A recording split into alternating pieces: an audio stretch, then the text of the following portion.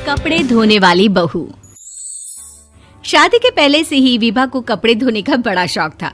कभी नल के नीचे तो कभी तालाब के पास। अरे मेरी नीली वाली लुंगी नहीं दिख रही है। विभा की अम्मा, कहाँ रखी है लुंगी? अरे वो तो विभा ने परसों ही धोकर रखी थी आपकी अलमारी में, देखो वहीं होगी। वो ना मैंने आज धो दी, मुझे लगा कि गंदी हो गई होगी। अरे कैसे गंदी हो गई थी? उसे तो मैंने पहना भी नहीं। हे भगवान, इस लड़की के कपड़े धोने की आदत से परेशान हो गया हूँ मैं। जितना तो घर में राशन नहीं आता, उससे कहीं ज्यादा डिटर्जेंट पाउडर का खर्चा है।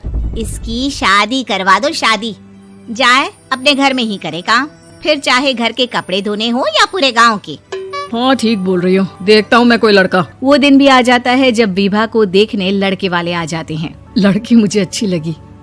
होने वाली सास कहती है, बेटी अगर कुछ पूछना है तो पूछ लो।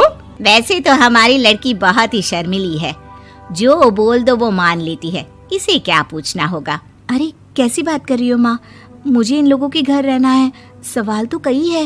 हाँ हाँ बेटा, पूछ लो ना, क्या पूछना है। आप लोगों के घर कपड़े कौन धोता है? सास का मुंह बन जाता है।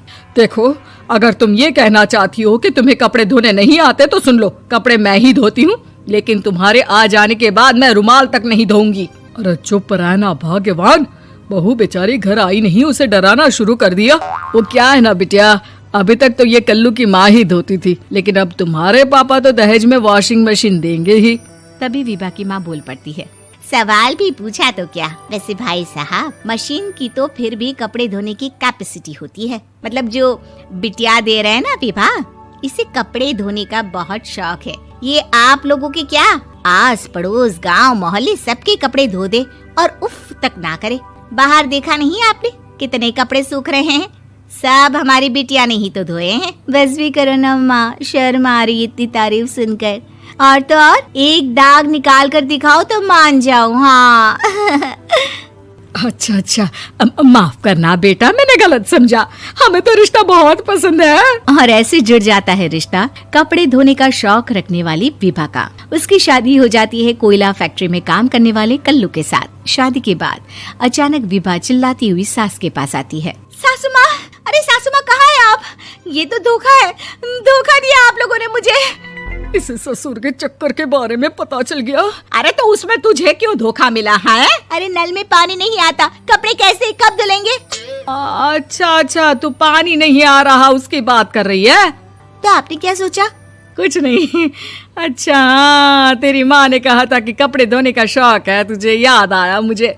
शौक बोलकर कपड़े धोने वाले मेरे जुनून को कम ना आके सासू माँ, कपड़ा धोना मेरा गुरूर है। तभी पति भी वहाँ आ जाता है। अभी मैंने इसे सनी देओल की फिल्म दिखाई है, उसी के डायलॉग मार रही है माँ। अच्छा सुन, साफ बता रही हूँ, पानी सुबह 4 से 6 और शाम को 10 से 12 आता है, समझी? विभा टाइमिंग सुनकर हैरान हो जाती है। ये क्या भूतों का मोहल्ला है?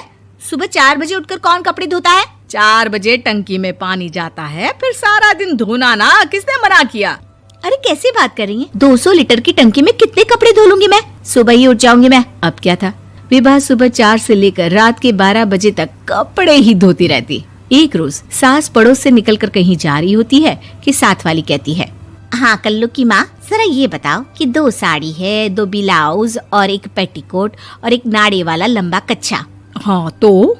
अरे तो क्या, कितना लोगी धुलाई ये बताओ। धोबन दिख रहे हैं हम क्या? हमारे पति सरकारी नौकरी से अभी रिटायर हुए हैं और बेटा सुपरवाइजर है कोयला फैक्ट्री में। धोबन समझ रखा है हमें। हाय रे कल्लू की अम्मा, माफ कर दो, वो तो मोहल्ले में यही सब बता रहे थे कि तुमने बहू को कपड़ा धुलवाने के काम में लगा दिया है। सास को पड़ोसन की बात सुनकर गुस्सा आ जाता है। वो घर पहुंचती है जहां घर के बाहर ही इतने सारे कपड़े सूख रहे होते हैं जितने कि किसी धोबन के घर पर। अरे ओ कल्लू की दुल्हन, बाहर निकल।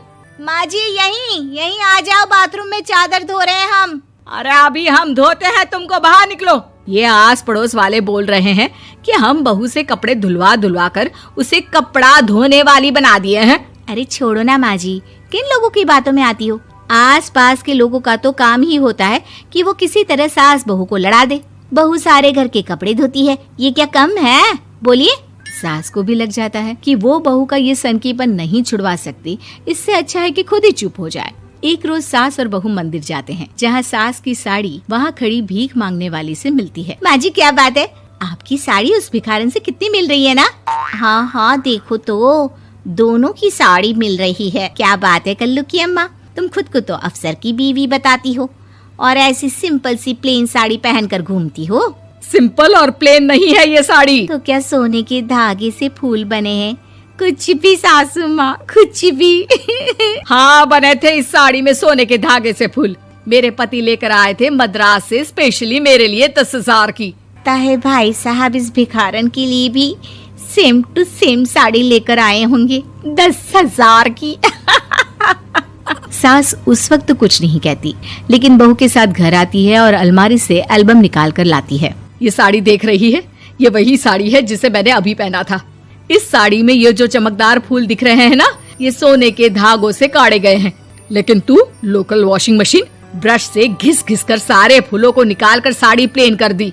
मुझे माफ कर दीजिए सासू माँ। और तो और, जब मैंने तुझे तेरी गलती के लिए कुछ नहीं कहा, लेकिन तूने तो सबके सामने मेरा मजाक ही बना दिया। क्यों? बहू को समझ में आ जाता है कि अब से उसका कपड़े धोना बंद।